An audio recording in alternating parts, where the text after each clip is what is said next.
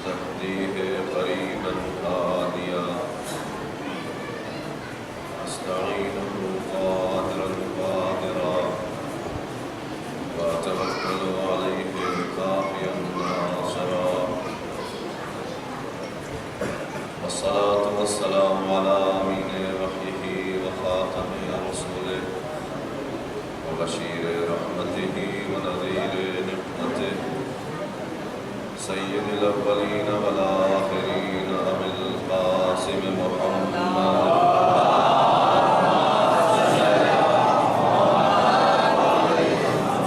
وعلى أهل بيته الطيبين الطاهرين المعصومين المظلومين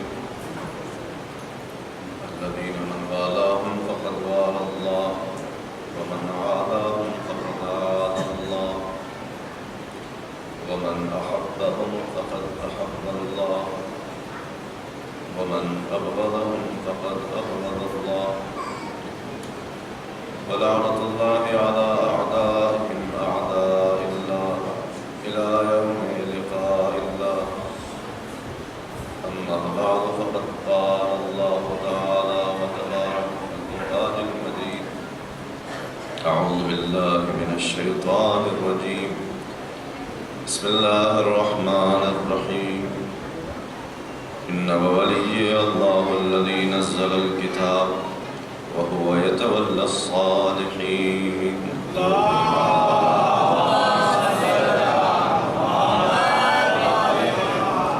ایک بار سورہ حمد اور 3 بار سورہ قل هو اللہ کی تلاوت فرما کر سردار قبیلہ جناب مرحوم منور علی ابن حیدر علی اور مرحومہ شفداد بی بنت غلام حیدر کی کوئی سال فرما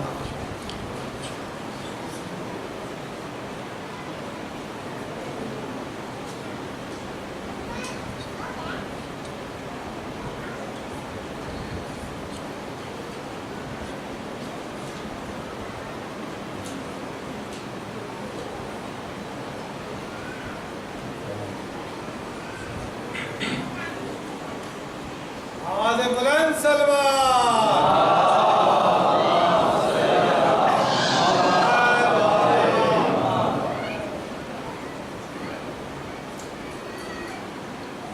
سورہ اعراف کی 196 نمبر کی آیت ہے جس کے ذیل میں کربلا مظہر ولایت کے عنوان سے آپ کے سامنے گفتگو جاری ہے اور اس میں گزشتہ چند مجلسوں میں ولایت کے سلسلے میں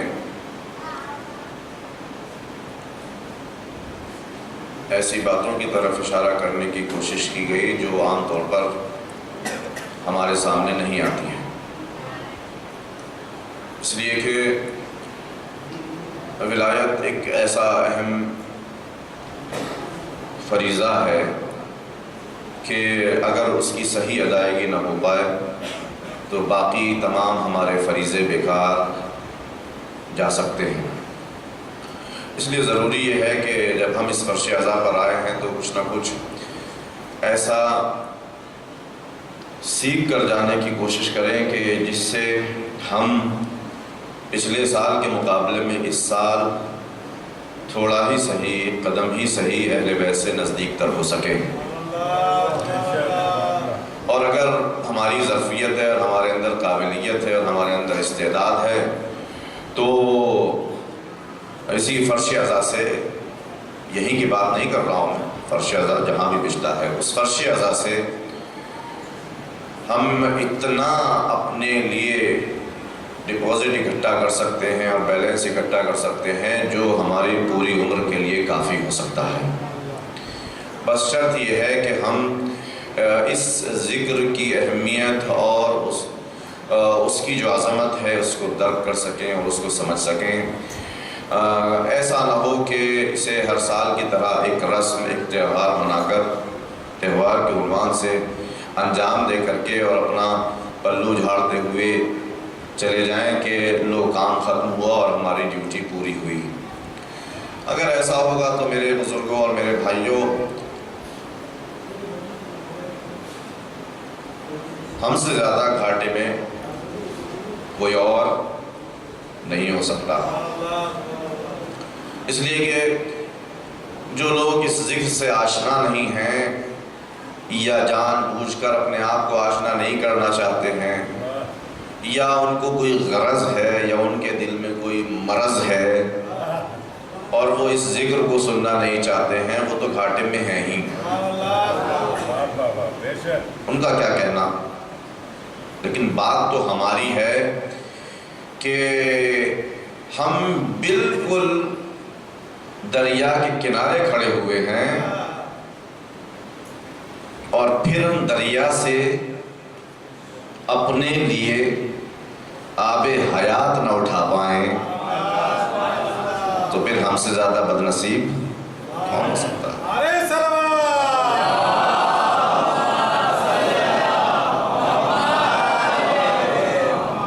اور اس آب حیات کو اٹھانے کے لیے ظاہر ہے کہ آپ کسی نہ کسی چیز میں یہ آب حیات اٹھائیں گے۔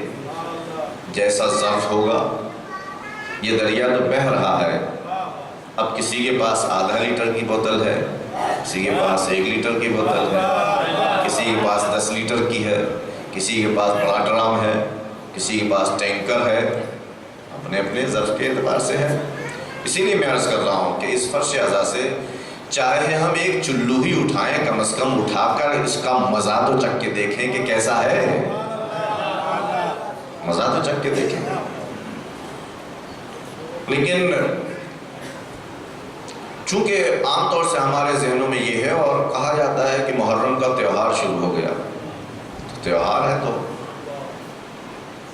تہوار تو ایک رسم ہے نا۔ رسم کے لیے کیا ہوتا ہے؟ رسم کے لیے اعلانات ہوتے ہیں اور جو ضروری چیزیں ہوتی ہیں وہ سب اکٹھی کی جاتی ہیں اور وہ تمام طور طریقے جو چلتے چلے آئے ہیں اسی طریقے سے اس کو انجام دیا جاتا ہے، اور جب وہ ختم ہو جاتا ہے تو سب خوش ہو کر ایک دوسرے کو داد دیتے ہیں، واہ کرتے ہیں کہ چلو یہ ڈیوٹی بھی ہماری پوری ہوئی۔ اب اس میں کیا خرچ ہوا ہے، کیا گیا ہے، کتنا ہمارا سامان لگ گیا ہے، کتنا پیسہ چلا گیا ہے، کتنی عمر چلی گئی ہے، کتنی انرجی چلی گئی ہے، کیا کچھ ہم کر سکتے تھے، اس سب سے کوئی مطلب نہیں ہوتا۔ پھر ہمیں کر کے اٹھ جاتے ہیں پلو جھاڑتے ہوئے۔ لیکن اگر اس کو ہم وہ سنہری موقع سمجھ لیں کہ جس میں ہماری شخصیت کے اندر انقلاب آ سکتا ہے، جیسے حر ابن یزید ریاحی کا مقدر بدل گیا حسین کے پاس آنے سے، ویسے ہی ہمارا بھی مقدر بدل سکتا ہے اس فرش اعضا پر بیٹھنے سے۔ اگر اس بات کو ہم سمجھ لیں تو یقیناً ہر دن، جیسے میں نے پہلے دن بھی عرض کیا تھا، ہر دن ہر مجلس ہمارے مقدر کو یہاں سے زمین سے آسمان تک پہنچانے کے لیے کافی ہے۔ شرط یہ ہے کہ ہم تیار ہوں، بالکل ویسے ہی کہ جیسے بارش تو ہو رہی تھی، آج آپ نے دیکھا بارش ہو رہی ہے، کتنے لوگ اس میں بھیگے اور کتنے لوگوں نے اپنے آپ کو کسی شیڈ میں ڈال دیا۔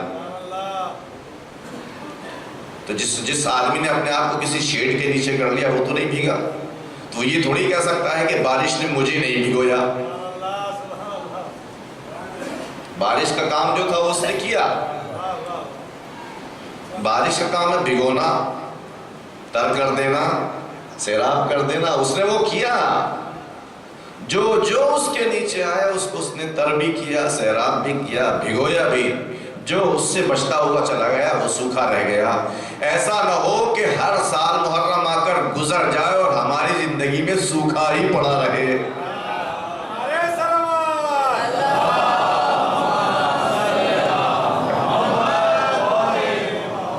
اور جب سوکھا پڑا رہے گا تو زمین آخرکار بنجر ہو جائے گی۔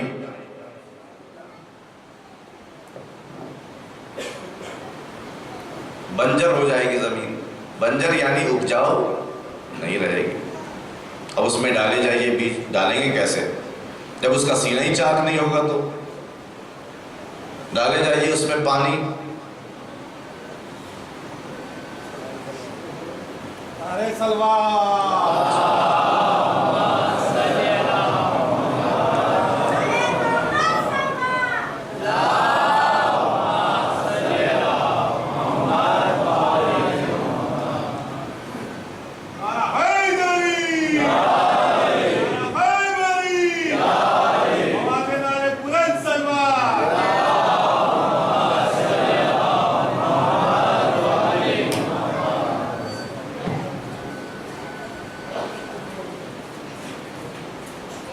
ایک اور صلوات پڑھ دیجیے مل کر محمد والے.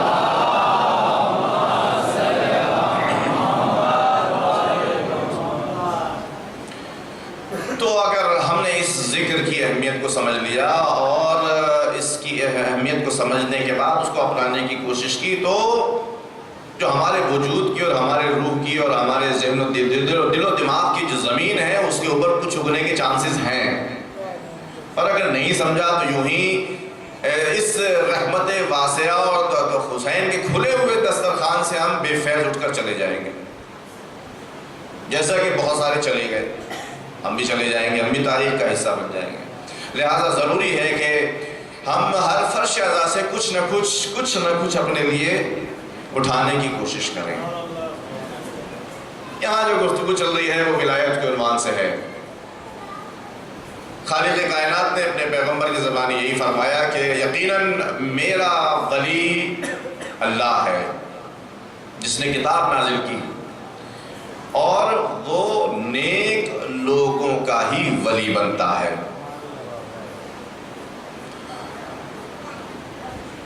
ولایت کے عنوان سے چند باتیں آپ کے ذہن میں پہنچی ہیں ابھی تک. بہت میں یہاں ٹھہر رہا ہوں، بہت زیادہ، اس لیے کہ اگر آگے بڑھ جائیں گے تو بہت ساری باتیں آپ کی سنی سنائی ہیں. میں یہاں ٹھہر رہا ہوں کیونکہ ہو سکتا ہے کہ بہت ساری باتیں سنی سنائی نہ ہوں آپ کی، یا سنی بھی ہو تو کم سنی ہو اور اس عنوان سے نہ سنی. ولایت اللہ کا اپنا حق ہے، اور وہ حق اس لیے ہے کہ وہ ہر چیز کا خالق ہے، ہر چیز کا مالک ہے، اور یہ ولایت اس کا ذاتی حق ہے، کسی نے اس کو نہیں دیا ہے. جب اس کا اپنا حق ہے تو اس حق کو اس سے کوئی لے نہیں سکتا، اس لیے کہ خدا کے اوپر تو کوئی اور نہیں ہے نا. خدا تو جس سے جو چاہے لے سکتا ہے، جس کو جو چاہے دے سکتا ہے، لیکن اللہ کے اوپر تو کوئی نہیں، اس کے مقابلے میں تو کوئی نہیں. وہ جس سے جو چاہے لے سکتا ہے، جس کو جو چاہے دے سکتا ہے، لیکن خدا سے نہ کوئی لے سکتا ہے زبردستی، اور نہ خدا کو زبردستی کوئی کچھ دے سکتا ہے. ولایت کے سلسلے میں بھی یہی ہے. اللہ کی اپنی ولایت ہے، ذاتی ولایت ہے، کیونکہ وہ سب کا مالک ہے، سب چیزوں کے اوپر اس کا احاطہ ہے، سب چیزوں کو وہ جانتا ہے، سب چیزوں کی ملکیت اس کے ہاتھ میں ہے، ہر چیز کی نالج اس کے پاس ہے، اور ہر چیز کی رگ رگ سے وہ واقف ہے. لہذا ولایت اس کی ہے. اور یہ ولایت اگر وہ چاہے تو جس کو چاہے وہ دے دے. قرآن مجید میں مختلف جگہوں پر اس نے یہی کہا ہے کہ جس کو چاہے وہ دے دے، اور جس کو نہ چاہے نہ دے. ترزق من تشاء بغیر حساب. اے اللہ تو وہ خدا ہے کہ جو جس کو چاہے اس کو بغیر حساب کتاب کے روزی دے دے. تعز من تشاء، جس کو تو چاہے وہ عزت دے دے. جی اس طرح کی بہت ساری آیات ہیں جو ولایت کے سلسلے میں بھی ہیں. ولایت جس کو چاہے وہ دے دے، لیکن اصل میں ولایت اسی کی ہے. واللہ هو الولی، اللہ ہی ہے جو ولی ہے، اور اس لیے ولی ہے کہ سب کچھ اس کا ہے. اس ولایت کی دو قسمیں ہیں جناب. تھوڑا سا آج ایک قدم آگے بڑھ جائیں. اللہ کے پاس جو ولایت ہے اس کی دو قسمیں ہیں جو علماء نے بیان کی ہیں. ایک ولایت ہے تکوینی، اور دوسری ہے تشریعی. آج شاید تشریعی کو بیان کرنے کا موقع نہ ہو پائے، اگر موقع ہوا تو تھوڑا بہت، نہیں تو کل انشاءاللہ. پھر آج صرف ولایت تکوینی کے سلسلے میں چند باتیں آپ تک پہنچانی ہیں. اللہ میری مدد کرے، آپ کی دعائیں شامل حال رہیں. صلوات پڑھ دیجیے محمد وآل محمد. تھوڑا سا آگے آ جائیے، آگے آ جائیے، تھوڑا سا آگے آ جائیے. پھر بیچ میں اچھا نہیں لگتا، لوگ بہت جگہ آ رہے ہیں. آرام سے آ جائیے، ابھی آ جائیے. آپ نے سنا ہوگا مرثیوں میں، حدیثوں میں، شعر و شاعری کی میدان میں، مقالہ نگاری میں یہ لفظ بہت سنا ہوگا، مالک کون و مقام. مالک کون و مکان، یہ میں اپنے چھوٹے بچوں کے لیے عرض کر رہا ہوں، آپ تو واقف ہیں۔ مالک کون و مکان یعنی کل کائنات کا مالک، کائنات یعنی جو کچھ موجود ہے، یہ تو بہت سامنے کی بات ہے، جو کچھ بھی موجود ہے، اب چاہے ہمیں دکھائی دے یا نہ دکھائی دے وہ الگ بات ہے، جیسے فرشتے ہمیں نہیں دکھائی دیتے تو ہیں، جنات ہمیں نہیں دکھائی دیتے ہیں، ہماری روح ہمیں نہیں دکھائی دیتی ہے جی، ہمارے سر میں درد ہوتا ہے، ہمارے پیٹ میں بھوک لگتی ہے، آنکھوں میں ہمارے بینائی ہے، سب کچھ ہے نا، مگر ہمیں نہیں دکھائی دیتا، یہ سب کچھ ہمیں نہیں دکھائی دیتا۔ ایسے ہی بہت ساری کائنات میں موجودات ہیں کہ مخلوقات ہیں کہ جو ہمیں نہیں دکھائی دیتی، جیسے سمندروں میں نہ جانے کیسی کیسی مچھلیاں ہیں، نہ جانے کیسے کیسے جیو جنتو ہیں، کہ جو آپ نے ڈسکوری وغیرہ چینلز جو ہوتے ہیں اس کے اوپر سنا ہوگا، سائنٹسٹ کہتے ہیں کہ ابھی تو ہم نے سمندر کے اندر 10 کلومیٹر یا 20 کلومیٹر ہی کی گہرائی تک دیکھا ہے، اس سے آگے جانے کی تو ہماری ہمت ہی نہیں ہو رہی ہے، اور ابھی 10-20 کلومیٹر کے اندر جو گئے ہیں تو اس میں نہ جانے کیسے کیسے خزانے نکل رہے ہیں، اور اس سے گہرے پتہ نہیں کیا ہوگا، یہ تو اللہ ہی جانتا ہے، بنانے والا ہی جانتا ہے۔ ایسے ہی آسمانوں کے اوپر بھی ہے، کہکشانوں کا علم اگرچہ سائنسداں کوشش میں لگے ہوئے ہیں کہ چاند پر گئے تو اس کے بعد پھر اس سے آگے بھی جائیں، سورج تک جائیں، کہاں تک جائیں، مگر لوگ اپنی دوربینوں کے ذریعے سے اور سائنسی تجربوں کے ذریعے سے بس اتنا ہی کہہ سکتے ہیں فی الحال کہ اس کائنات میں نہ جانے کتنی کہکشائیں ہیں، اور نہ جانے کتنے سورج ہیں، اور نہ جانے کتنے چاند ہیں، اور اب تو یہ بھی کہا جانے لگا ہے کہ نہ جانے کتنی دنیا ہیں کہ جہاں دوسرے لوگ بھی رہتے ہیں۔ اب ہو سکتا ہے کہ یہ آہستہ آہستہ انسان کا علم اور انسان کا تجربہ وہاں تک پہنچ جائے کہ جب دوسری ایسی چیزوں کو وہ حاصل کر سکے، مگر پھر بھی وہ کائنات کی انتہا تک نہیں پہنچ سکتا، اس لیے نہیں پہنچ سکتا کہ خود خالق کائنات فرما رہا ہے کہ وَإِنَّا لَمُوسِعُونَ، یہ جو کائنات تم دیکھ رہے ہو، جتنی دیکھ سکتے ہو اس کے علاوہ بھی ہے، اور ہم ہر آن اس کائنات کے دائرے کو بڑھا رہے ہیں، کائنات کے دائرے کو ہم بڑھا رہے ہیں۔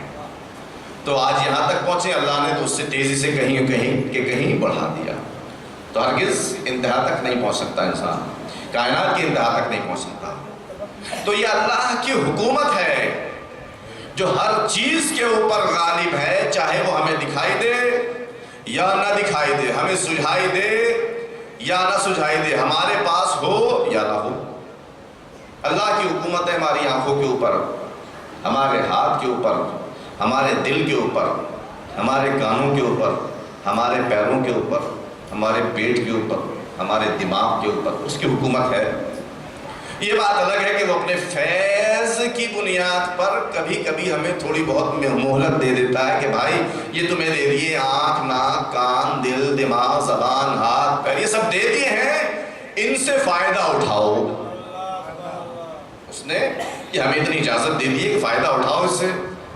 اب یہ بات الگ ہے کہ ہم اس سے فائدہ پتہ نہیں اٹھاتے کہ نہیں اٹھاتے ہیں، اگرچہ سوچتے ہیں کہ فائدہ اٹھا رہے ہیں، لیکن ہاں آنکھ جب کھلے گی ہماری، صحیح سے جب آنکھ کھلے گی، تب اس وقت بہت ساری چیزیں ہمارے لیے واضح ہوں گی کہ ہم نے ان چیزوں سے فائدہ اٹھایا تھا کہ نقصان بھرے کام کیے تھے۔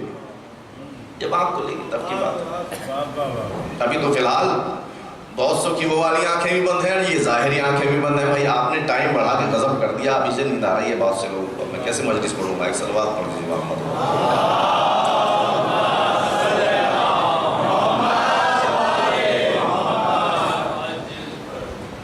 مجلس ٹھیک ہے کہ ذاکر پڑھتا ہے، خطیب پڑھتا ہے، مگر پڑھواتا مجمع ہی ہے۔ آپ کو اگر یہ مضامین پسند نہیں آ رہے ہیں تو ہم نے دیکھیں زبردستی کسی کے ساتھ نہیں، اور صبح سے آپ نے کئی مجلسیں کی ہوں گی یقیناً، تو آپ کا ثواب، آپ کی جنت تو آپ کو مل گئی۔ اور آپ اگر یہاں تشریف رکھتے ہیں تو میری گزارش یہ ہے کہ خدا را ذرا سا جاگ کے سن لیجیے گا، تھوڑی دیر کی تکلیف، 1 گھنٹے بھر کی زیادہ نہیں ہے۔ ایک اور صلوات پڑھ دیجیے محمد۔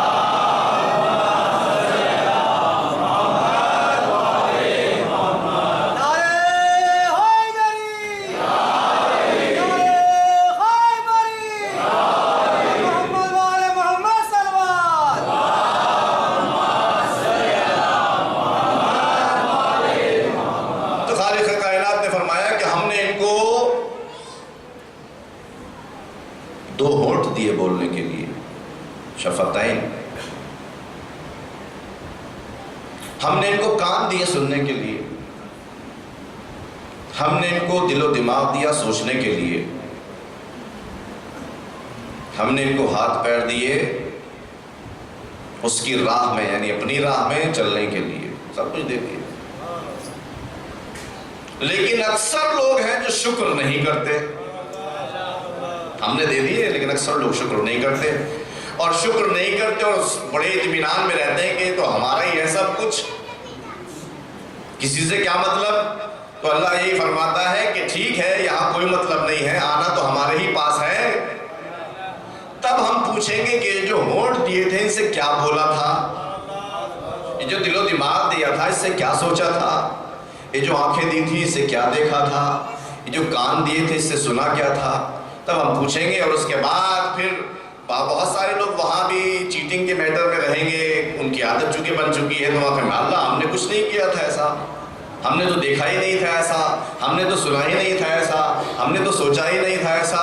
اللہ کہے گا کہ ٹھیک ہے، توجہ کیجیے گا، اب وہ اپنی حاکمیت کو دکھلائے گا۔ وہ کہے گا کہ ٹھیک ہے، تمہاری زبان تھوڑی دیر کے لیے خاموش ہو جائے، ساکت ہو جاؤ۔ تو اللہ کو پتہ کیسے چلے گا کہ ہم نے کیا کیا؟ اب وہ اپنی حکومت دکھائے گا۔ فاللہ هو الولی هنالک الولایۃ للہ الحق۔ اب وہاں اللہ اپنی حکومت کو اس طریقے سے دکھائے گا کہ زبان پر تالے لگا دیے، اب آنکھیں بولیں گی، کان بولیں گے، یہی ناک بولے گی، یہی ہاتھ بولیں گے، وہی زبان خود بولے گی، یہی ہاتھ پیر بول کے بتائیں گے کہ جا تو رہے تھے مجلس میں، نہ جانے کس نے بہکا دیا، مجلس کے بجائے ادھر جو برابر میں وہ چل رہا تھا وہاں پہنچ گئے۔ جاتے جاتے جانے کا ارادہ کیا تھا مسجد میں نماز پڑھنے کے لیے، بیچ میں کوئی دوست نما بھیڑیا مل گیا جس نے اس کے ساتھ ایسی چالیں چلیں کہ اس کو اپنے روحانی رزق سے محروم کر دیا۔ اب یہ سب دل بتائے گا، آنکھیں کان یہ سب بتائیں گی، اللہ وہاں اپنی حکومت کو ایسے دکھائے گا۔ لیکن میرے عزیزو خوش نہ ہوئیے گا کہ اللہ تو وہی جا کر دکھائے گا یہاں تو بہت آرام سے ہے، نہیں۔ یہ جو اللہ کی حکومت ہے، اللہ کی جو حاکمیت ہے، اللہ کی جو ولایت ہے، اس کی دو قسمیں، ایک ہے ولایت تکوینی، یعنی کون و مکان کے اوپر پورا قبضہ، پوری تاثیر دکھانا، جس کو جیسے چاہے کر دے، جیسے چاہے ڈھال دے۔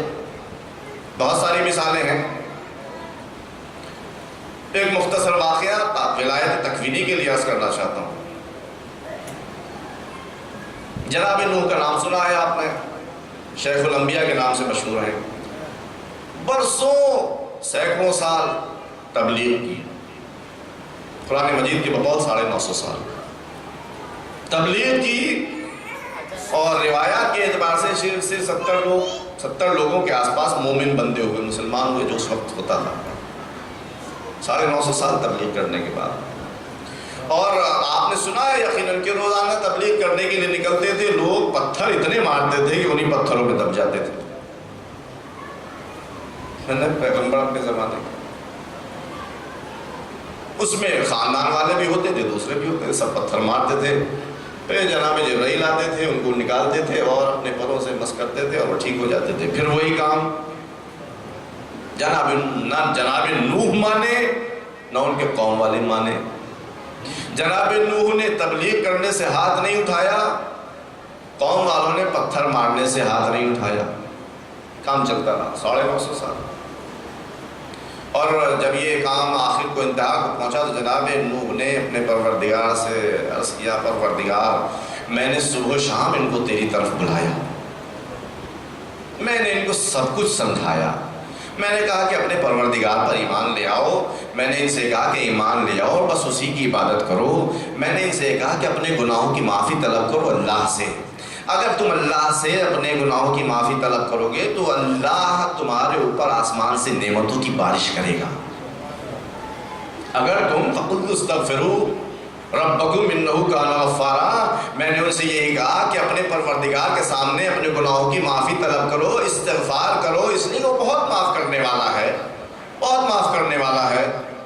اگر تم ایسا کرو گے کہ اپنے پروردگار کے سامنے استغفار کرو گے تو وہ معاف کرے گا، اور معاف کرنے کے بعد یہی دنیا میں تمہیں نعمتوں سے نوازنا شروع کر دے گا۔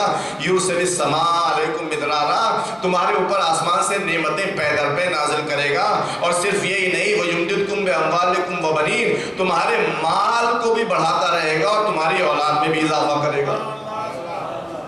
بس توجہ کیجئے گا، یہاں میں اپنے جوانوں کے لیے عرض کرنا چاہتا ہوں، استغفار میں یہ خصوصیت ہے، توجہ کیجئے گا، استغفار میں یہ خصوصیت ہے۔ اگر کوئی سچے دل سے اپنے پروردگار کے سامنے یہی کہتا ہے استغفر اللہ ربی واتوب الیہ، سچے دل سے کہتا ہے، تو اس میں یہ خصوصیت پائی جاتی ہے کہ دنیا کی ہر مشکل کو آسان کر دیتا ہے۔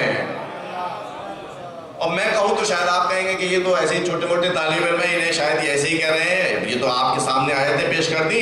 اب عارف زمانہ حضرت مرحوم حضرت آیت اللہ عظمہ بہجت رحمت اللہ علیہ کا میں قول نقل کر دوں۔ ایک شخص آیا، اس نے کہا کہ مولانا، ابھی 8-9 سال پہلے انتقال ہوا ان کا، جو حضرات گئے ہیں وہاں کو قبر دیکھ سکتے ہیں، ان کی قبر پہ صرف لکھا ہوا ہے العبد، اور کچھ نہیں لکھا ہوا، بندہ۔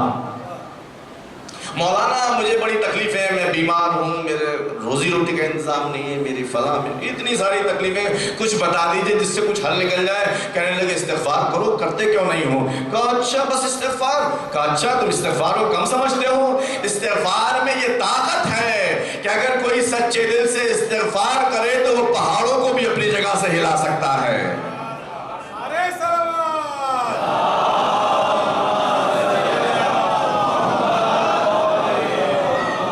طاقت ہے اس میں۔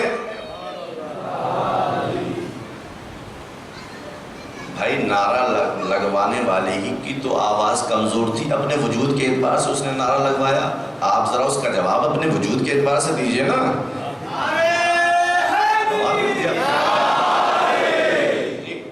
اس کا بھی حوصلہ بلند ہو جائے گا اور بڑھتے بڑھتے ہوگی، ایسے انشاءاللہ آپ کی طرح جوان ہو جائے گا، لیکن سیسی صاحب ہے۔ تو استغفار میں یہ خصوصیت ہے۔ جناب نوح نے، یہ بریکٹ میں بات تھی نکل گئی، آپ کے ذہنوں میں کبھی رہے تو عقیل کو بھی یاد رکھیے گا۔ ہم ایک دوسرے کی طرف سے بھی استغفار کر سکتے ہیں، خالی یہ نہیں کہ اپنے لیے استغفار کریں، کسی کے لیے بھی کر سکتے ہیں، مردہ ہو یا زندہ۔ تو یہ خصوصیت ہے، انہو کان غفارا۔ جناب نوح نے اتنی محنت کی اور بتایا، ان کو سب کچھ بتا دیا۔ لوگ سوچتے تھے کہ بھیا دین پہ ان کے چلیں گے تو وہاں ملے گا، ادھار ہے ادھار۔ جناب نوح نے کہا نہیں بھائی، نقد ہے، یہی ملے گا، یہیں سے ملنا شروع ہو جائے گا۔ یہ تو استغفار کی خالی تاثیر ہے، اس کا ثواب تو وہی ملے گا جہاں پر اس کا ثواب ملنا چاہیے۔ اس دنیا میں اتنی ایبیلٹی نہیں ہے کہ وہ اس ثواب کو جو اللہ وہاں دینا چاہتا ہے وہ یہاں برداشت کر سکے، نہیں ہے اس میں اتنی طاقت، اس میں اتنی طاقت ہے ہی نہیں کہ یہاں اللہ آپ کو ویسا ثواب دے سکے جو وہ دینا چاہتا ہے، نہیں ہے اس میں اتنی طاقت، بہت کمزور ہے دنیا۔ لہذا بس اس کا اثر دیکھنے کو ملے گا اور اصلی لطف تو وہاں آئے گا انشاءاللہ جب ہم سب کے سب پہنچیں گے اپنے مولا کے پیچھے پیچھے۔ اب جناب انہوں نے بتا دیا کہ وہاں تو فائدہ ہے، یہاں بھی فائدہ ہے، مگر لوگوں نے ایک بھی نہیں سنی۔ جیسے ہی جناب نوح کو دیکھتے تھے، قرآن مجید کی آیت ہے کہ وہ ایسے اپنے دامنوں سے اپنا منہ چھپا کر نکل جاتے تھے کہ نوح کہیں ہمیں دیکھ نہ لے۔ تو بتائیے کتنی کرم کی بات ہے کہ ایک نبی اتنا مہربان تمام لوگوں کو اپنی اولاد جیسا سمجھ رہا ہے اور لوگ اس کے ساتھ کیسا سلوک کر رہے ہیں۔ بڑے کرم کی بات ہے، اس طرح کی بات ہے۔ جب جناب انہوں نے 950 سال تبلیغ کر لی اور کوئی باز نہیں آیا تو جناب انہوں نے کہا کہ اللہ بس اب تو حد ہو گئی ہے، اب تو بس عذاب نازل کر۔ نبی خدا کی دعا قبول ہو گئی۔ بات یہ ہو رہی ہے کہ اللہ کا کنٹرول ہے ہر چیز کے اوپر، کیونکہ اس کے پاس ولایت تکوینی ہے، یعنی ہر وجود کی رگ رگ اس کے ہاتھ میں ہے، چاہے جو چیز بھی ہو۔ یہ پلر ہے آپ کے سامنے، شاید آپ اس کو ہلا بھی نہ سکیں، ہم سب لوگ بھی اکٹھے ہو جائیں تو شاید نہ ہلا سکیں، لیکن اللہ کے لیے کیا ہے؟ کچھ نہیں ہے۔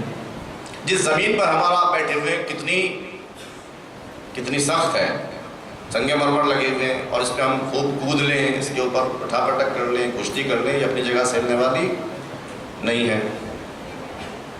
اور پانی کتنا سافٹ ہے، اس میں ہم جیسے ہی 2-4 گرام کی کوئی چیز ڈالیں گے وہ فوراً نیچے، ایک چھوٹی سی کنکر ڈالیے نیچے، اور ہم خود اگر پانی کے اوپر چلنا چاہیں تو پاسبل ہی نہیں ہے نا ایسا۔ زمین کتنی سخت، پانی کتنا سافٹ، اس پر ہم چل سکتے ہیں، سمجھتے ہیں کہ زمین کا کمال ہے کہ ہم اس پر چل رہے ہیں۔ توجہ کیجئے گا میرے عزیزوں، میں آپ کو آج رات میں ایک نتیجے تک لے جانا چاہتا ہوں، کاش میں اپنی بات آپ تک پہنچا سکوں۔ ہم سمجھتے ہیں کہ زمین کا کمال ہے کہ یہ بہت ٹائٹ ہے، اس کے اوپر ہم آرام سے قدم جما کر چل سکتے ہیں، اور پانی بہت سافٹ ہے، اس کے اندر تو ذرا سی بھی چیز ہم نہیں ڈال سکتے، وہ فوراً ڈوب جاتی ہے۔ یہ ہم سوچتے ہیں کہ پانی سافٹ ہے، اس کی وجہ سے ایسا ہو رہا ہے۔ نہ زمین اپنے آپ میں ہے سخت، دیکھنے میں لگتی ہے، نہ زمین اپنے آپ میں ٹائٹ ہے اور سخت ہے، نہ پانی اپنے آپ میں سافٹ ہے اور نرم ہے اتنا۔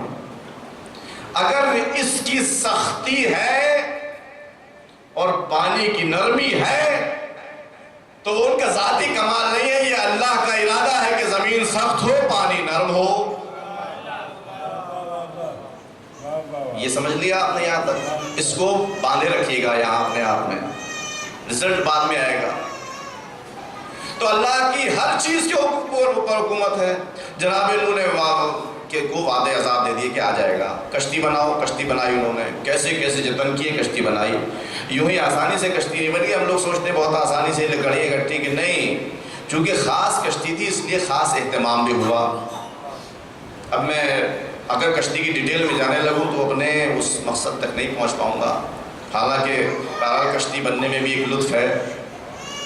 بنانے والا کون، کیسی کشتی بنی، کس کے حکم پر بنی، کیوں بنی، یہ سب ایک اپنے آپ میں بڑا ہی لطف اندوز واقعہ ہے۔ میں اس سب کو چھوڑتے ہوئے آگے بڑھ رہا ہوں اس لیے کہ میرے مقصد سے دور ہو جائے گی بات۔ جناب نوح نے کشتی بنائی، لگے رہے سالوں سال، 1-2 سال نہیں، اس لیے کہ لکڑیاں ویسے ہی تھوڑی کہ کسی جنگل سے توڑ کے لیا ہے اور اس کے پر انہوں نے پھٹے بنائے، پھر اس میں آری سے کاٹنے کے بعد اس کو اپنے نہیں، ایسا کچھ نہیں کیا۔ پہلے درخت لگائے، اب وہ درخت کب بڑے ہوں گے؟ اور روایت میں تو بڑی عجیب سی چیز ملتی ہے کہ درخت لگائے، پھر ان کو بالکل جڑ سے کاٹ دیا، خالی جڑ رہنے دی زمین کے اندر، ان کو کاٹ دیا، پھر انتظار کیا کہ یہ بڑھیں کشتی بنانے کے لیے، اور لوگوں سے کہہ دیا کہ جب کشتی بن جائے گی تو عذاب خدا نازل ہوگا۔ اب بتائیے، سچے انصاف سے بتائیے ذرا، ہر آدمی گزرے گا وہ یہی دیکھے گا، ارے کہاں ہے وہ کشتی جس کا وعدہ آپ نے دیا تھا؟ اور جو انسان پہلے سے ہی ان سے خار کھائے ہوئے ہو تو وہ تو نہ جانے کیسے کیسے الفاظ سے ان کو کہہ رہا ہوگا، مسخرہ کرتے تھے، مذاق اڑاتے تھے، لوگ گزر جاتے تھے جناب نوح کا۔ اور یہ کیس 1 بار نہیں ہوا، 2 بار نہیں ہوا، 33 بار ہوا کہ جناب نوح نے پیڑ اگائے اور ان کو کاٹ دیا، اور آخر میں 4تھی بار جا کر کے ان کی لکڑیوں سے پھر کشتی بنائی۔ اور یہ اشارہ کر دیا میں نے ان کی زحمتوں کی طرف کہ یہ کشتی آسانی سے نہیں بنی۔ اب جب کشتی بن کے تیار ہو گئی تو لوگوں سے کہا کہ بھائی دیکھو یہ آخری چانس ہے، بالکل آخری چانس ہے، کشتی بن کے تیار ہو گئی ہے، جس کو آنا ہے وہ ابھی بھی میرے ساتھ آ سکتا ہے۔ لوگ تو مطمئن تھے نا کہ ریگستان میں جب کشتی بننے لگے تو انسان کو کس کی عقل کے اوپر ذرا شک ہوگا؟ بنانے والے کی۔ انہوں نے کہا یہ تو پہلے سے ہی ایسے ہیں، نعوذ باللہ، اللہ مجھے معاف کرے۔ اور اب تو انہوں نے ریگستان میں کشتی بنا کر یہ بالکل ہی ثابت کر دیا کہ مگر اللہ کے نمائندے پر جو لوگ ایمان رکھتے تھے وہ بھی جناب نوح کے ساتھ ساتھ کوششوں میں لگے رہے، لوگوں کو اکٹھا کر کے ان کو تنبیہ کرتے رہے، ان کو بیدار کرتے رہے، ان کو توجہ دلاتے رہے، ان کو تذکر دیتے رہے، ان کو یاد دلاتے رہے کہ یہ اللہ کے نمائندے ہیں، پیغمبر ہیں، خدا نے عذاب کا وعدہ کیا ہے تو عذاب آ کر ہی رہے گا بھائی، اگر ان کی بات نہیں مانی تو ہو سکتا ہے عذاب میں مبتلا ہو جاؤ، توجہ کیجیے گا۔ مگر کسی نے کچھ نہیں مانی۔ اب اللہ نے، توجہ کیجئے گا، اللہ نے اپنی قدرت نمائی کیسے کی، اپنی اس حاکمیت کو کیسے دکھایا، کہاں سے پانی نکلا؟ وفارت تنور، تندور میں سے پانی نکلنا شروع ہوا۔ میرے عزیزو توجہ کیجئے گا بہت زیادہ، تندور میں کیا ہوتا ہے؟ آگ۔ تندور میں کیا ہوتا ہے؟ آگ، جہاں روٹیاں پک رہی ہوتی ہیں، کھانا پک رہا، وہاں سے کیا کسی کے گمان میں آ سکتا ہے کہ یہاں سے پانی نکلے گا؟ وفارت تنور، اللہ نے اپنی حاکمیت کا اعلان اسی طریقے سے کیا کہ جہاں تمہارا گمان نہیں ہوتا وہیں سے اللہ اپنے حکم کو جاری کرتا ہے۔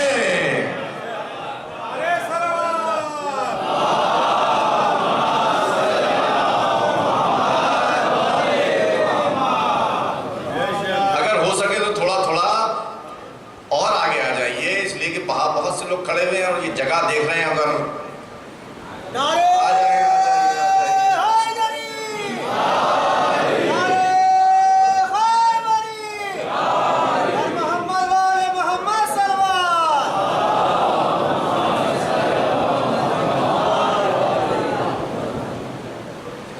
تو تندور سے تو پانی آنے کا کوئی چانس ہی نہیں، آتا کہاں سے؟ کسی پہاڑ سے آ جاتا، آسمان سے آ جاتا، کوئی ندی نالا چشمہ جاری ہو جاتا، نہیں، تندور جہاں پر آگ تھی، اور آگ اور پانی کا کوئی میچ نہیں ہے، وہاں سے پانی نکلا۔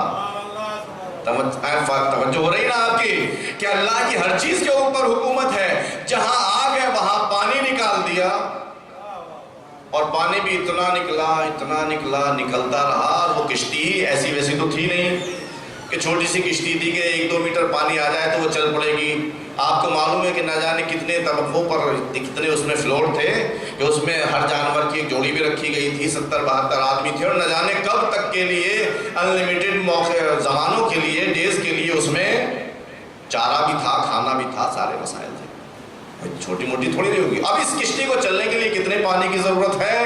اللہ نے اتنا پانی زمین کے اوپر برسایا بھی اور زمین میں سے نکالا بھی کہ یہ کشتی چل پڑی، کشتی چل دی، لوگ سوار ہو چکے تھے۔ جناب انہوں نے دیکھا کہ ارے میرا بیٹا رہ گیا، جا رہا ہوا، تیرتا ہوا جا رہا تھا، ابھی پانی اتنا اوپر نہیں آیا تھا کہ پہاڑ اس میں ڈوب جائیں، بہت اوپر آ گیا تھا، مگر پہاڑ کی چوٹیاں بھی دکھائی دے رہی تھی۔ کتنا پانی آ گیا ہوگا، کتنے میٹر؟ جناب انہوں نے دیکھا اپنے بیٹے کو کہ وہ بیٹا جا رہا ہے پہاڑ کی طرف تیرتا ہوا۔ بیٹا صاحب ایمان نہیں تھا، اگر صاحب ایمان ہوتا تو کشتی میں سوار ہو جاتا۔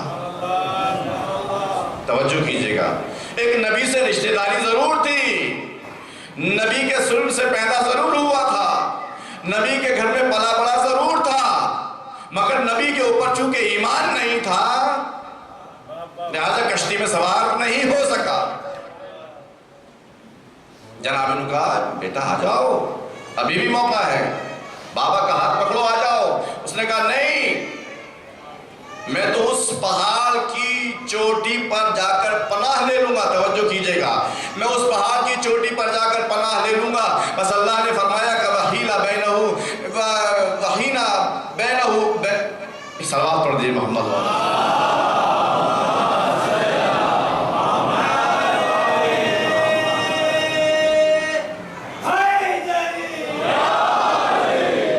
وحیلا بینہم الموج فکان من المغرقین۔ نوح ادھر بلا رہے ہیں، بیٹا آ جاؤ، وہ پہاڑ کی طرف جا رہا ہے کہ بچ جائے، اس کے گمان میں یہ تھا کہ بچانے والا پہاڑ ہے، ہمارے ہی گمان کی طرح کہ بچانے والے کون؟ ڈاکٹر صاحب۔ بچانے والے کون؟ پولیس۔ بچانے والا کون؟ D M C M. بچانے والا کون؟ اور آگے بڑھ جائیے، یہی بچائیں گے۔ اور یہ عجیب قصہ ہے، یہ روایات میں بھی ہے، حدیث قدسی میں ملے گا۔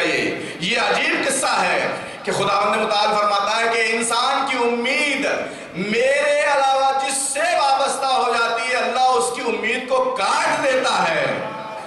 نوح کے بیٹے کے قصے نے یہی تو بتایا۔ نوح کے بیٹے نے کہا کہ وہ سامنے پہاڑی ہے اس پر جا کر کے مجھے نجات مل جائے گی، مگر بیچ میں ہی موج نے فاصلہ ایسا بنایا کہ یہ غرق ہو گیا، اس پہاڑ کی چوٹی تک نہیں پہنچ سکا۔ یہ بات تو ہمیں سمجھ میں آ ہی سکتی ہے، جس کو ہم اپنا نجات دینے والا سمجھ رہے تھے وہ بھی اللہ کے ہی آرڈر کے نیچے ہے۔ صلوات بھیجے محمد و آل محمد پر۔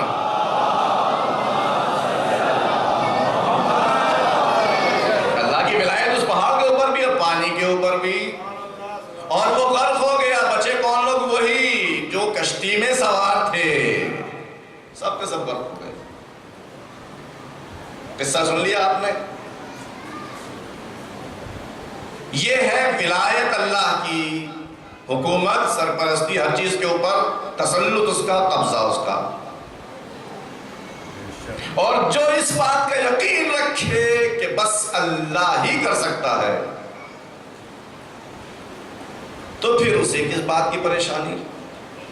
اس لیے کہ اللہ سے، اللہ کے آگے تو کوئی بھی سپر پاور نہیں۔ کہتے ہیں بہت سے لوگ کہ یہ سپر پاور، وہ سپر پاور، وہ سپر پاور، تو ہوں گے، آپ کے لیے ہوں گے۔ اللہ پر ایمان رکھنے والوں کے لیے کوئی سپر پاور نہیں سوائے اس کے، کوئی نہیں ہے سپر پاور۔ مثال دے دوں آپ کو، آپ سوچتے ہیں کہ شاید تاریخی باتیں ہیں، تاریخی باتیں ہیں، اور پتہ نہیں ہم سے اس کا کوئی لینا دینا ہے کہ نہیں ہے، مولانا لوگ ممبر سے ایسے ہی سنا کے چلے جاتے ہیں، کیا نہیں، مثال آپ ہی جیسے لوگوں کے جو مولا کی ولایت کا اقرار کرنے والے۔ آپ کو معلوم ہے کہ سن 2006 میں غالباً ایک جنگ ہوئی تھی مڈل ایسٹ میں، ایک چھوٹا سا گروپ تھا اور ایک گورنمنٹ تھی، ایک ملک تھا اور ایک چھوٹا سا گروپ تھا جی۔ اور جو ایک کنٹری تھا یہ اکیلا نہیں تھا، جتنے سپر پاور کہے جاتے ہیں وہ سب بھی بیک پر تھے، سب کے سب تھے، اور جو سب سے بڑا سپر پاور کہا جاتا ہے وہ سب سے آگے تھا۔ راکٹ دیے، جنگی جہاز دیے، تو دی انٹیلیجنٹ ساری اپنی جتنی بھی ایجنسیز تھی وہ سب لگائیں، نقشے دیے، کیا جی پی ایس سب کچھ فراہم کر دیا۔ اور ڈرنے والے چند ہزار لوگ، صرف گورنمنٹ نہیں، چند ہزار لڑاکے۔ جیت کس کی ہوئی؟ آپ کو معلوم ہے نا، یاد ہے سب؟ جیت کس کی ہوئی؟ سپر پاور کی جیت ہوئی۔ میں کہوں گا سپر پاور کی جیت ہوئی، مگر اس سپر پاور کے نہیں جس کو آپ سپر پاور سمجھتے ہیں۔ جیت اس سپر پاور کی ہوئی جو ریئل میں سپر پاور ہے، اس ایمان کی ہوئی اور اس اعتقاد کی ہوئی۔ ہوئی کیسے؟ ظاہر ہے کہ ایک سے ایک جنگی جہاز ان کے پاس، ایک سے ایک ٹینک ان کے پاس، ایک سے ایک میزائل ان کے پاس، ایک اتنی بڑی بڑی تربیت یافتہ فوجیں ان کے پاس، نہ جانے کیا کیا ان کے پاس، سب کچھ تو۔ اور خالی یہی نہیں، لیبنان کے اندر نہ جانے کیسے کیسے ان کے جاسوس موجود ہیں، ایک سے ایک بڑے منافق ہر جگہ مل جاتے ہیں، وہ سب موجود ہیں، پھر بھی اس کے باوجود بھی جیت نہیں پائے۔ سب نے گھٹنے ٹیک دی، اور آخر میں جلدی سے قرارداد، جب بالکل ہی یہ ہو گیا کہ اب تم ملیا میٹ ہو ہی جانا ہے، تو جلدی سے یو این او میں قرارداد پاس کروائی کہ بس جو جہاں ہے وہ وہی رہے۔ یہ جو ہے باطل کی ہمیشہ کی چال رہی ہے۔ آپ نے جنگ صفین میں تو دیکھا ہوگا نا، دیکھا کہ نہیں دیکھا؟ جب معاویہ کے سر کے اوپر تلوار پہنچ گئی تو اس نے کہا کہ نہیں، علمان علمان علمان، صلح صلح صلح صلح۔ کیوں بھائی؟ جیسے اب تک شیر بن کے لڑ رہے تھے، اب بھی لڑتے رہو گا؟ نہیں، اگر 1 منٹ کی بھی دیر ہوئی تو پورے کا سوپڑا صاف ہو جائے گا۔ یہ الفاظ تو آپ کے ذہنوں میں ہیں۔ اب پوری اتنی ٹینک اور حکومت اور یہ سب نہیں جیت سکے، کیوں نہیں جیت سکے؟ آخر کوئی وجہ تو ہوگی۔ اور ایسے ایسے ہیلی کاپٹر جو رات میں بھی نہ دکھائی دے، رات کے اندھیرے میں نہ دکھائی دے، تو اب یہ واقعہ چند واسطوں سے میں نے سنا ہے کہ جناب یہ حالت ہو گئی اس چھوٹے سے گروپ کی کہ انہیں نہ دن میں پناہ مل سکے نہ رات میں نیند آ سکے، اس لیے کہ اتنے اسلحے جگہ جگہ سے حملے ہو رہے ہیں، اور ظاہر ہے کہ ان کے پاس اسلحے تو ہیں مگر وہ اسلحے تھوڑے ہیں جو ان کا ایسے ظاہری طور پر مقابلہ کر سکیں، مگر ہاں ایمان کی طاقت ہے۔ ابھی جن آیت اللہ کا میں نے تذکرہ کیا انہوں نے پیغام دلوا دیا تھا کہ آپ لوگ اپنے بھر کوشش کیجئے، فتح آپ کی ہی ہوگی، اپنے بھر جتنا آپ کر سکتے ہیں وہ کیجئے، فتح آپ کی ہوگی۔ اطمینان تو تھا کہ جب انہوں نے کہہ دیا تو ہو کر رہے گا، اطمینان تھا، مگر یہ سمجھ میں نہیں آ رہا تھا کہ ہوگا کیسے آخر، کیونکہ ہم اب جب ہمیں کچھ دکھائی نہیں دے رہا ہے تو حملہ کس پہ کریں، بچاؤ کس سے کریں؟ بس ایک دم سے راکٹ سے آتا ہے دکھائی دیتا ہے، پھوڑ کر چلا جاتا ہے، حملہ کس پر کریں، بچاؤ کس سے کریں؟ ایک مرتبہ کہتے ہیں کہ کمانڈر تھا، ہاتھ میں ایک راکٹ لانچر لیے ہوئے، اس کی غنود کی طاری ہو گئی اس کے اوپر، اور غنود کی جیسے ہی طاری ہوئی تو اس نے خواب کے عالم میں، غنود کے عالم میں دیکھا کہ ایک بی بی نقاب پوش ہے، دو بی بی ہیں جو نقاب پوش ہیں تشریف لائی ہیں، اور وہ دیکھتی ہیں کہ یہ بڑا پریشان سا ہے، پوچھتی ہیں کہ بتاؤ کیا ماجرا ہے، آپ اتنے پریشان کیوں ہو؟ تو کہتا بی بی کیا بتائیں، ہم نے اپنی سی پوری کوشش کر لی ہے مگر ہم ان دشمنوں کے پار نہیں جا سکے ہیں ابھی تک، کیا بتائیں، سمجھ میں نہیں آ رہا کہ کیا کیا جائے، تمام توسل کر لیے، نمازیں پڑھ لی، اسلحے سارے جو کچھ تھا آزما لیا، کچھ ہو نہیں پا رہا، بی بی آپ کچھ کیجئے۔ بس ان میں سے جو ایک جوان سی بی بی تھی انہوں نے کہا کہ میٹر ذرا سنگین ہے، شاید یہ مجھ سے نہ ہو سکے، وہ جو ضعیف تھوڑی سی ضعیف بی بی ہیں ان سے کہو۔ کہا وہ کون؟ کہا میری ماں فاطمہ زہرا۔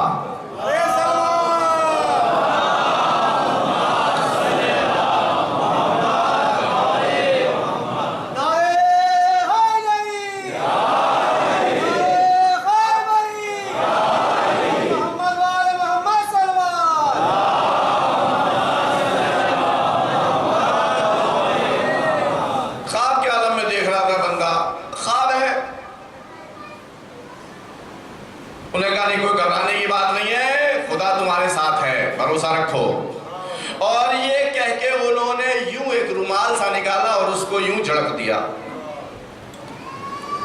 جیسے ہی انہوں نے جھڑکا، توجہ کیجئے گا، جیسے ہی انہوں نے اس رومال کو یوں جھڑکا ایک دم سے بہت تیز آواز ہوئی کہ جیسے کوئی بلاسٹ ہوا اور یہ چونک کر اٹھا۔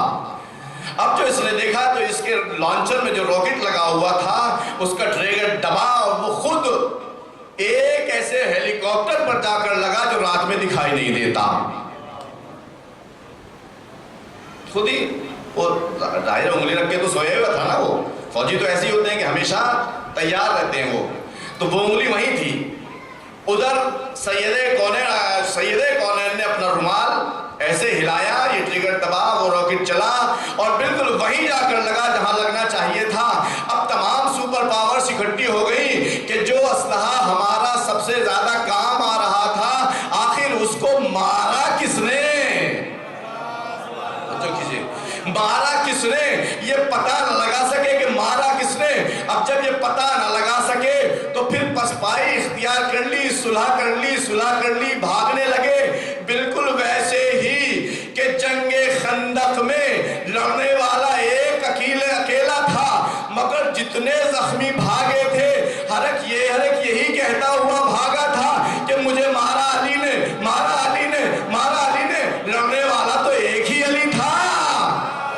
میٹر کیا ہے؟ میٹر یہ ہے کہ اللہ نے فرشتوں کو بھیجا تھا علی کی صورت میں،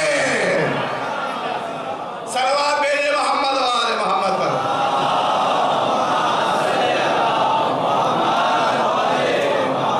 تو اللہ کی ہر چیز کے اوپر قدرت ہے، حکومت ہے، قبضہ ہے، مگر مسئلہ ہے ہمارے ایمان کا۔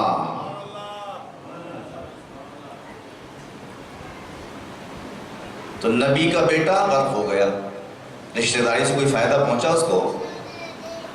نہیں پہنچا۔ اور خالی یہی نہیں ہے، عجیب ہے واقعی، جناب نوح کی ایک زوجہ بھی تھی اور اس کی مثال قرآن مجید میں اللہ نے دی ہے۔ ضرب اللہ مثلا للذین آمنوا امرأة نوح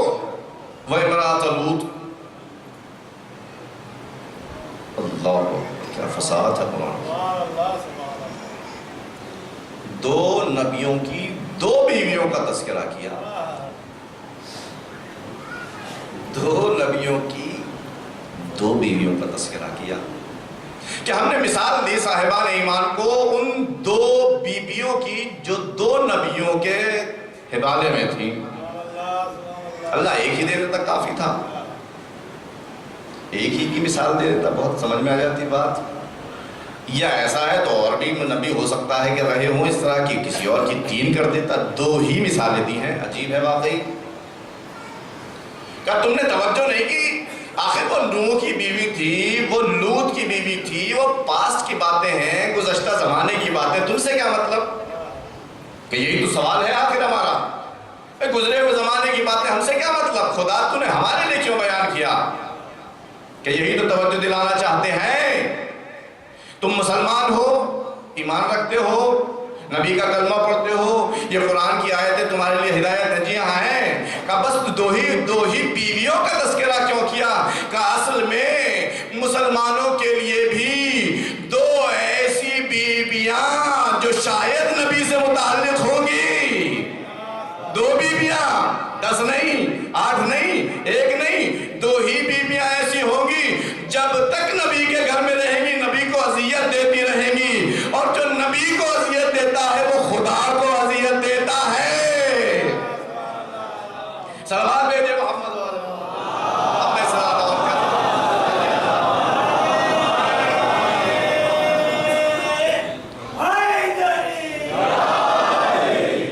اب اس سے زیادہ میں اور کیسے آپ کے سامنے کہوں؟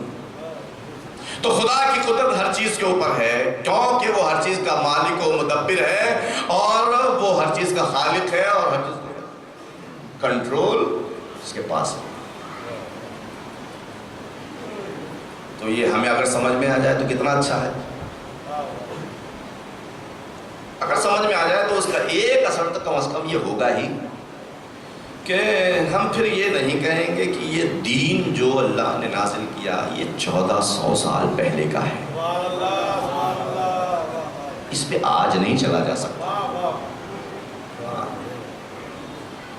اگر اس دین پر آج چلیں گے تو پیچھے رہ جائیں گے. پھر یہ نہیں کہیں گے. اگر یہ بات سمجھ میں آ جائے تو,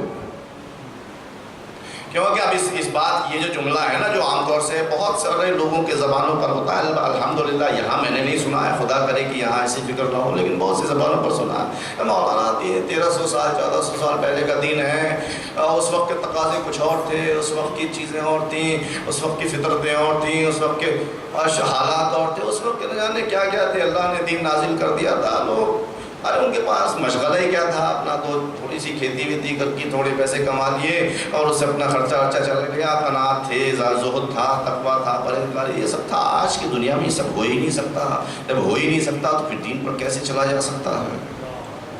اب اگر اس بات کی بال کی کھال نکالی جائے تو یہ بات پہنچتی ہے کفر تک. جی کفر تک پہنچتی ہے. کیسے پہنچتی ہے؟ بہت مختصر, کیونکہ وقت بھی گزرنے والا ہے. باقی باتیں جو ولایت تکوینی کی انشاءاللہ پھر کل عمر رہی تو بال کی کھال نکالیں اس بات کی, اس جملے کی کہ مولانا یہ 1400 سال پہلے کا دین ہے, یہ آج نہیں چل سکتا. خاص طور سے خواتین کے سلسلے میں تو بہت ایموشنل ہو جاتے ہیں ہم لوگ. مولانا اگر ہمارے گھر کی خواتین پردہ کریں گی, پڑھیں گی کیسے؟ اور اگر پڑھ لی ہیں تو پھر بزنس کیسے کریں گی, جاب پہ کیسے جائیں گی, کام کیسے کریں گی؟ اور جب سب یہ نہیں کریں گی تو پھر ہم معاشرے میں منہ کیسے دکھائیں گے؟ ہم کاندھے سے کاندھا ملا کر کیسے چلیں گے؟ ہمیں سب لوگ بیکورڈ کہیں گے, ہمیں سب دقیانوسی فکر کا حامل کہیں گے, ہمیں کیا کیا کہیں گے. لوگ کہیں گے. اے کاش ایک بار یہ بھی سوچ لیا ہوتا کہ ہمارے زمانے کا امام ہمیں کیا کہے گا.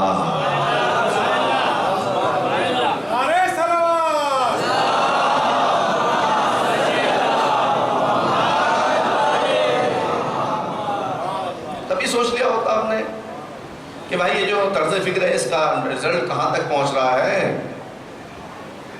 کاش ہم نے سوچ لیا ہوتا کہ لوگوں کے اب آپ شانے سے شانہ مل کے چلنا چاہتے ہیں. دیکھیے اس بات کو میں آج ہی کہہ دوں, چاہے 10 منٹ اور میں ایکسٹرا لے لوں آپ کے. میرے لیے کوئی حرج نہیں، آپ کے لیے ہو تو کوئی بات نہیں، آج بیٹھے رہیے 10 منٹ اور۔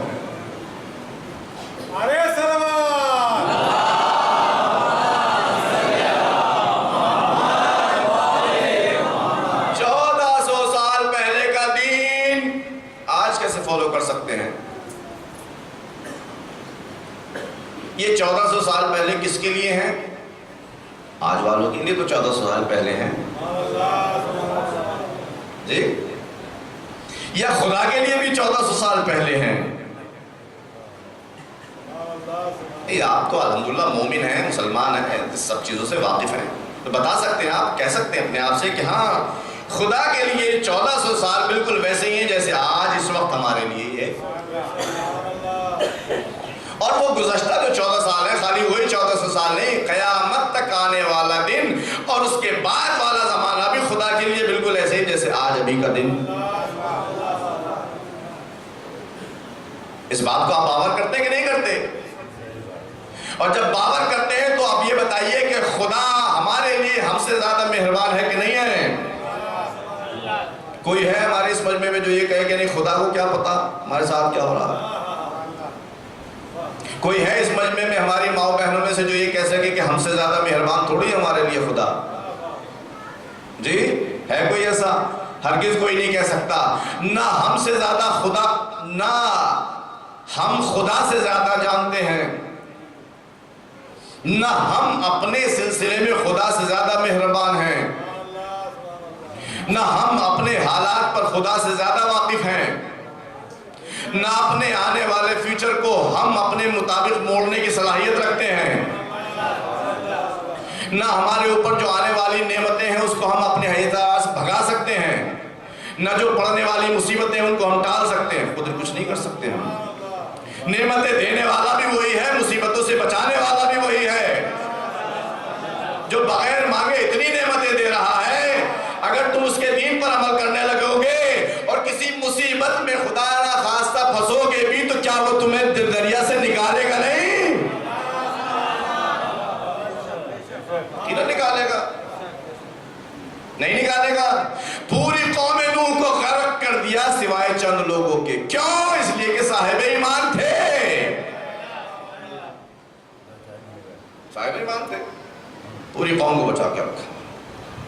لہذا لوگ کہتے ہیں جناب شانے سے شانہ ملا کر چلنا ہے لوگوں سے، اور ہندوستان میں تو ایسی آفت آئی ہوئی ہے اللہ کی پناہ، پہچاننا مشکل ہو گیا کہ بھائی کون اپنا ہے اور کون پرایا، مشکل ہو گیا پہچاننا، عجیب ہے واقعی۔ یہ اپنے نوجوان بھائیوں سے بڑی معذرت کے ساتھ، ایک صاحب آئے میرے سامنے اوپر سے نیچے تک کلرڈ تھے بھائی، سمجھ رہے ہیں آپ؟ پھول پتیاں بنی ہوئی تھی، اور یہ تو اچھا ہوا پھول پتیاں ہی بنی ہوئی تھی، کہیں کوئی ڈریکولا وغیرہ بنا ہوتا تو پتہ نہیں میری کیا حالت ہوتی۔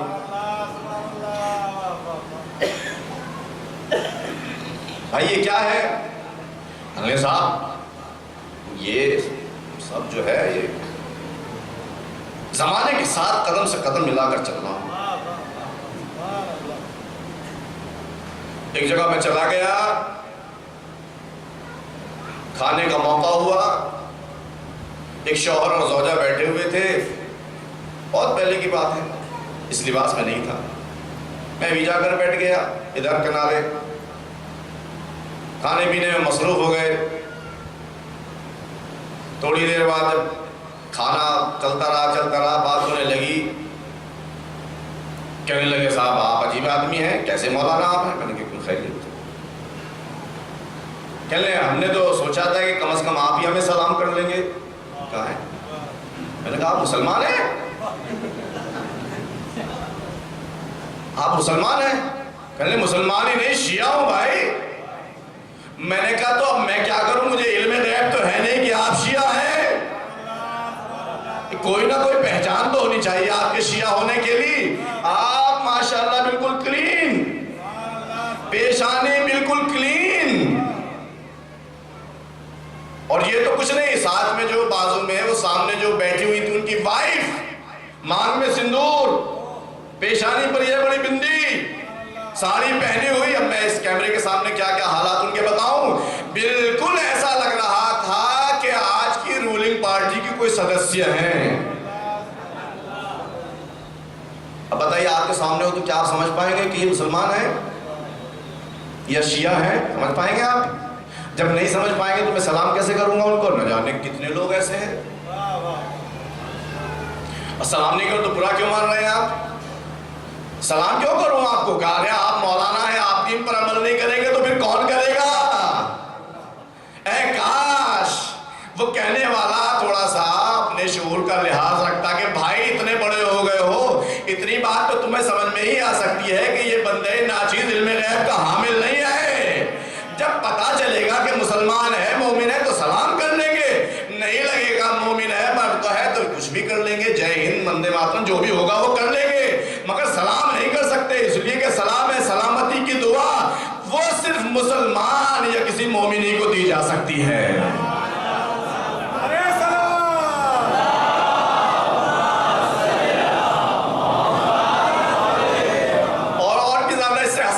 اس بات کو کہنے کانا سے کانا ملا کر چلیں گے تو بھیڑ میں لپت ہو جائیں گے، کسی کو پتہ ہی نہیں چل پائے گا کہ ہم کیا ہیں.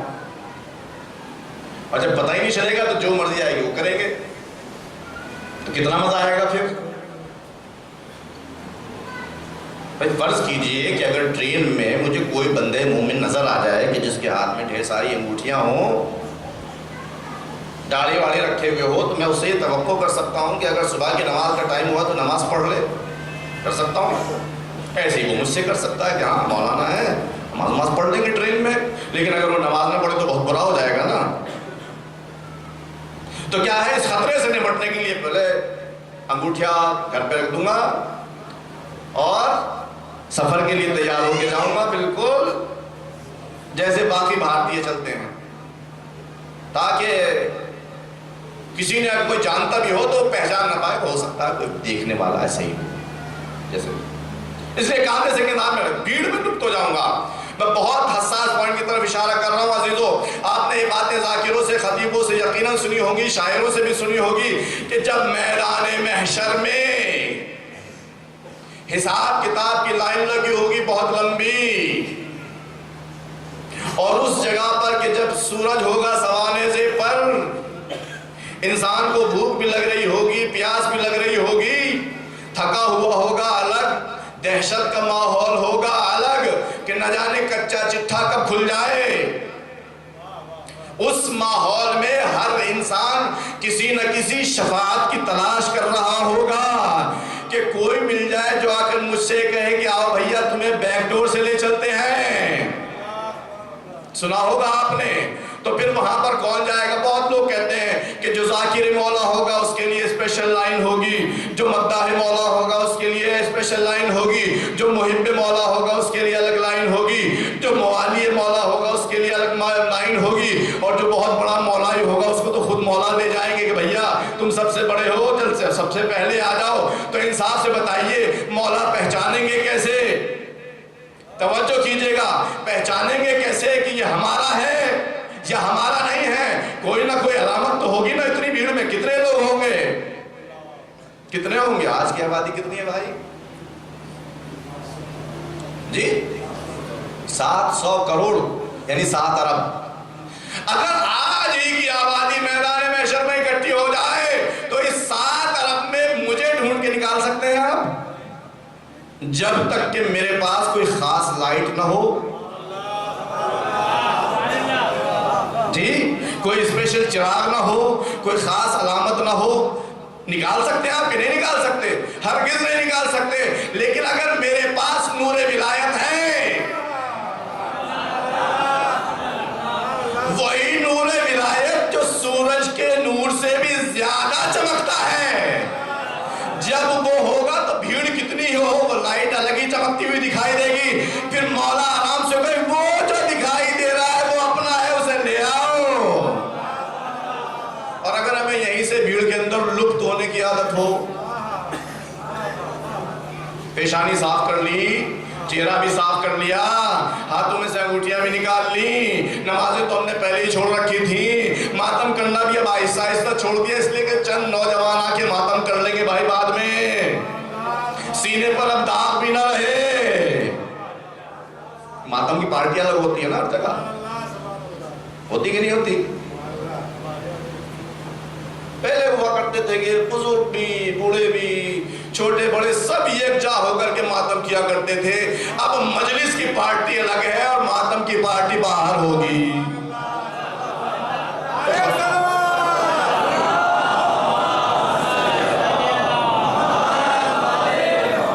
تو اب جو سینے پہ داغ ہوا کرتے تھے ماتم کے، وہ بھی اوجھل سے ہونے لگے، تو بھائی یہ مال بھی لٹنے لگا، تو کیا لے کر جائیں گے وہاں؟ بھیڑ میں لپت ہونے کی عادت ایسی پڑی ہمیں یہیں سے کہ ہم وہاں بھی لپت ہو کر رہ گئے، اور اب سوچ رہے ہیں کیونکہ زبانوں پر تو تالے لگے ہوئے، وہاں کا لا تسمعوا الا ہمسا، قیامت کے میدان میں کچھ نہیں سنائی دے گا، بس سانسوں کی آوازیں ڈر کے مارے جو نکل رہی۔ یہ قرآن مجید کی آیت ہے۔ تو اس بھیڑ میں ہمیں کیسے پہچانیں گے؟ چونکہ ہم تو سب کے جیسے ہو گئے نا۔ میں بہت حساس پوائنٹ پڑھ لیا ہے آپ کو، میری خواتین مائیں بہنیں بھی ایسے ہی اور میرے بھائی لوگ بھی ایسے ہی۔ کسی زمانے میں ہم لوگ دیکھا کرتے تھے اپنے بچپن میں کہ ٹاپس، بندے، نہ جانے کیا کیا یہ سب خواتین پہنا کرتی تھی۔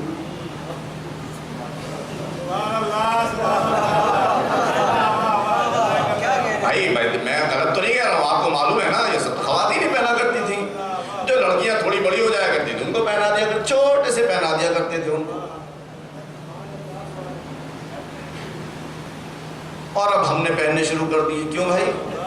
شوق کاندھے سے کاندھا ملا کر چلنا ہے، اپ ٹو ڈیٹ رہنا ہے۔ یہ آیا کہاں سے ہے؟ یہ جو ہمارے گھروں میں ڈش لگے ہوئے ہیں، ہمارے ہاتھوں میں موبائل ہے، ہم نے دیکھا ارے وراٹ کوہلی اتنا بڑا سپر اسٹار، وہ کان میں وہ پہنے ہوئے ہیں۔ اب چاہے میں اس کی طرح پرفارمنس کر پاؤں کہ نہ کر پاؤں، اس کی طرح کمائی کر پاؤں کہ نہ کر پاؤں، کم سے کم یہ تو پہن ہی سکتا ہوں، یہ بتا سکتا ہوں کہ میں اس کا فین ہوں۔ فین بنے بھی تو وراٹ کوہلی کے، کاش علی کے فین بنے رہتے۔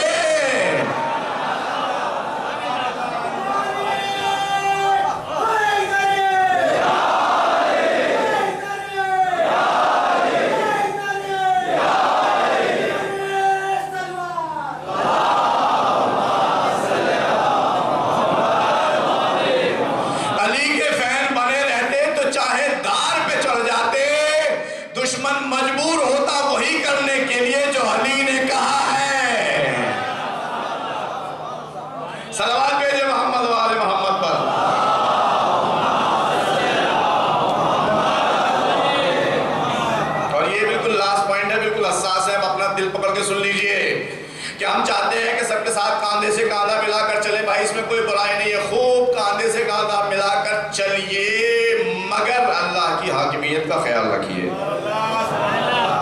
میں منع نہیں کر رہا ہوں کہ آپ کہیں ارے مولانا نے کہہ دیا کہ لڑکیوں کو نہ پڑھاؤ، جاب نہ کرنا ہے، خوب کیجئے جناب، کسی نے منع نہیں کیا۔ اسلام پسند ہی نہیں کرتا ایسے انسان کو کہ جو دوسروں کے اوپر بوجھ بنا رہے۔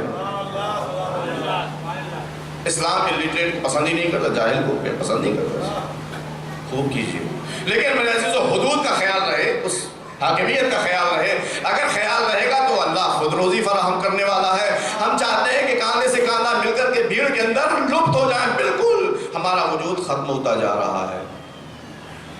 اب توجہ کیجئے گا، قیامت میں ہمیں شفاعت چاہیے کہ نہیں چاہیے؟ یا ہم یوں ہی بغیر بیساکھی کے اس ماحول سے نکل جائیں گے؟ ہرگز نہیں نکل سکتے۔ میرے مولا کیا چاہتے ہیں ہمارے لیے اس دنیا میں؟ تاکہ وہ ہماری دستگیری کر سکے اس دنیا میں۔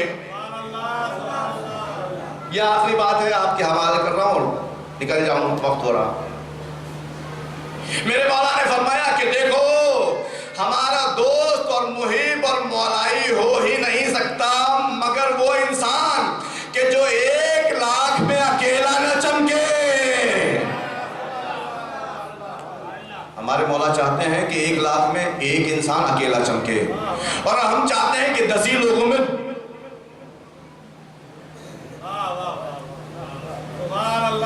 10 ہی لوگوں میں ہم کھو جائیں۔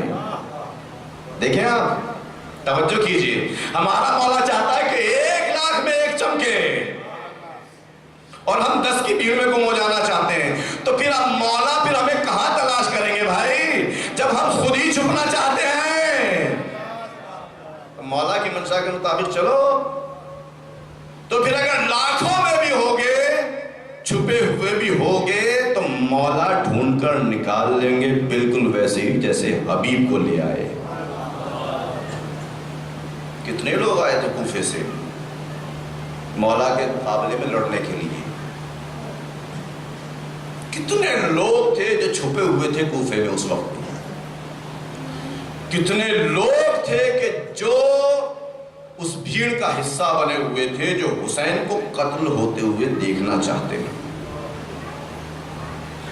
اور خط لکھا تو کس کو؟ حبیب۔